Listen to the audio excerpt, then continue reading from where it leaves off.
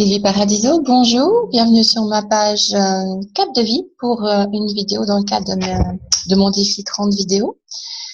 Aujourd'hui, j'ai une question à vous poser. Qu'est-ce qui fait que vous êtes peut-être votre pire ennemi?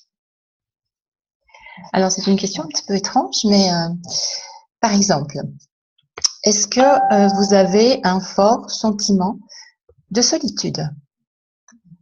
Est-ce que vous avez une tendance faible ou forte à la procrastination? Est-ce que vous avez du mal à vous apprécier, à vous aimer? Est-ce que vous souffrez de l'angoisse du futur? Ou bien vous vivez dans des regrets du passé, des difficultés du passé qui vous minent le moral? Toutes sortes de choses comme ça qui font que, en fait, vous n'êtes pas bien dans votre vie. Vous avez dans votre vie personnelle des difficultés qui nuisent au bon déroulement de vos journées, qui nuisent à votre morale. Beaucoup de personnes ont ce genre de problème, bien entendu, moi y compris. L'important, eh bien, c'est déjà d'en être conscient. Être conscient que, par exemple, vous souffrez de perfectionnisme ou que vous avez un manque d'organisation dans votre vie quotidienne ou dans votre travail. La prise de conscience, c'est la première chose à faire, c'est fondamental et ça, je le dis sans arrêt. Pour pouvoir être au clair avec qui on est, ce qu'on veut, comment est-ce qu'on peut faire pour avancer, pour aller mieux, pour mieux atteindre ses objectifs, etc., etc. Eh bien, dans un premier temps, il faut toujours clarifier sa situation présente.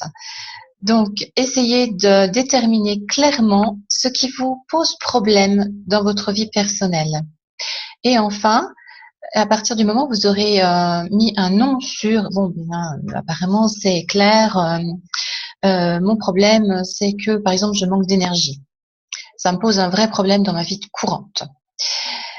Vous pourrez, à ce moment-là, essayer de déterminer en détail qu'est-ce que c'est que votre problème, en quoi est-ce qu'il se manifeste, qu'est-ce qui vous dérange là-dedans. Comment est-ce que vous vous sentez par rapport à ça? Une fois que tout ça sera bien mis sur le tapis, bien au clair dans votre tête, eh bien, vous allez vous demander, est-ce que ça a toujours été comme ça? Est-ce que dans le passé, il n'y a pas eu des périodes où ça se passait différemment pour moi? Là, c'est intéressant parce que vous pouvez à ce moment-là déterminer qu'est-ce que vous faisiez pour que ça aille mieux? Qu'est-ce que vous mettiez en place pour que, par exemple, il n'y ait pas de déclenchement d'angoisse du futur? Peut-être que ça peut être au niveau des finances, par exemple, eh bien, vous faisiez vos comptes très très régulièrement et ça vous permettait déjà de ne pas inutilement angoisser sur l'avenir, parfois ça peut arriver, ou alors de mettre en place des stratégies pour éviter de sombrer dans des difficultés financières. Par exemple, ah ben cette semaine, non, j'ai vraiment trop exagéré, j'ai fait trop de shopping, stop le shopping.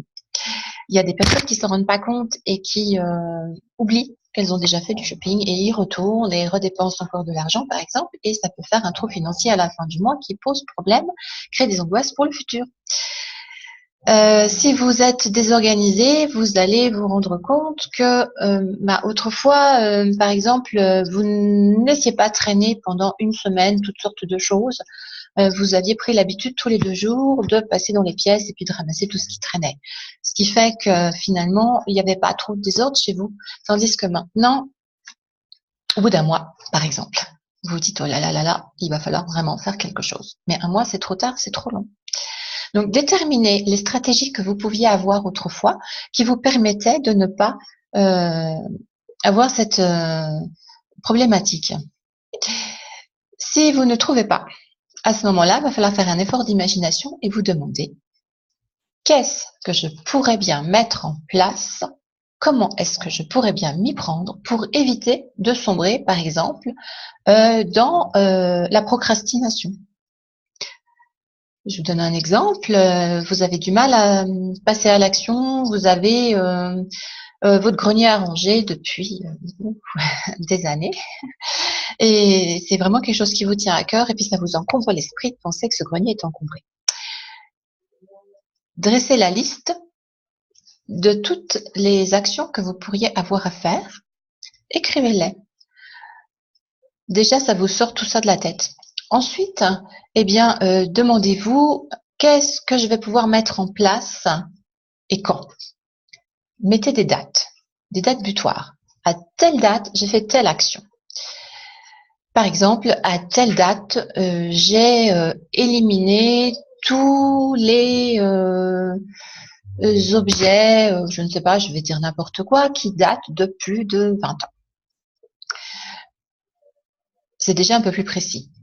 Et vous avez votre date butoir. Alors demandez-vous, pour arriver à avoir fait ça à cette date-là, eh bien, qu'est-ce qu'il faut que je mette en place avant?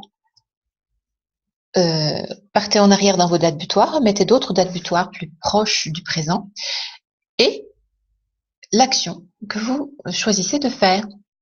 Par exemple, je vais d'ici une semaine avoir trié cette armoire-là qui contient des souvenirs qui datent de plus de 20 ans.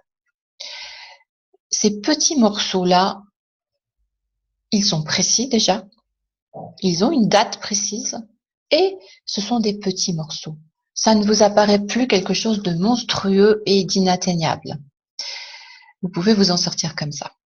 Voilà.